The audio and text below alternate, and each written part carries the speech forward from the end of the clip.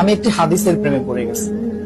হাদিসটা হচ্ছে ঠিক এমন যে যখন বান্দা একটি ঘরে কান্না শুরু করে এবং তখন আল্লাহর ফেরেশতারা বলে যে আল্লাহ তোমার এই বান্দাটা কি জন্য কষ্ট পাচ্ছে, এবং ফেরেশতারা আল্লাহর কাছে কান্নাকাটি করে বলে যে তার মনের ব্যথাকে তুমি আল্লাহ কমিয়ে দাও। তখন আল্লাহ তাআলা বলেন যে আমার বান্দা এমন কোনো কিছুর মায়া পড়েছিল বা ভালোবেসেছিল যা আমার চাইতে সে বেশি ওই জিনিসটার প্রতি ভালোবেসে ফেলেছে।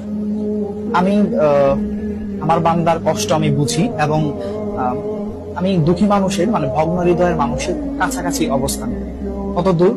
এক হাত দূরে আল্লাহ তাআলা অবস্থান করেন। হ্যাঁ? এবং আরেকটা কথা হচ্ছে ফেরেশতারা তখন বলতে থাকে আল্লাহ তুমি চাইলে কি সেই বান্দার সেই অভাবগুলো তুমি পূরণ করতে পারো না?